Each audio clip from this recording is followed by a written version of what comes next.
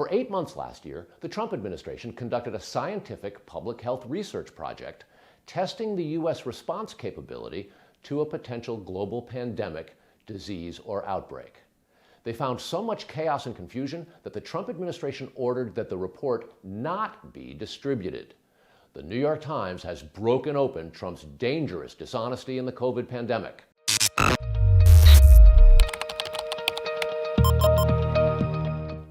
Welcome back to FrontPageLive.com. I'm Carl Cameron. You heard right.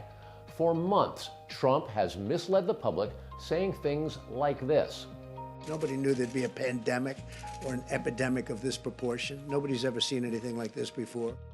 That is the biggest lie of all. In 2017, Trump closed down the Obama administration's Office of Pandemic Response, calling it a waste of money and resources. Now, thanks to the New York Times and its journalism, we know that starting in January of last year through August, 8 months, the Trump administration was actively studying U.S. preparedness and concluded that we were woefully unprepared, not properly financed, and poorly coordinated as a government.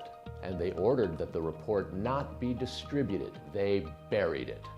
Trump and his allies repeatedly dismissed COVID-19, shrugging it off as a hoax, while they concealed their own studies that concluded the dire risk of widespread fatalities. Now, some might remember that Trump was kind of busy getting impeached last year and called that a hoax too. Americans are dying because our president deliberately ignored a national and global pandemic threat.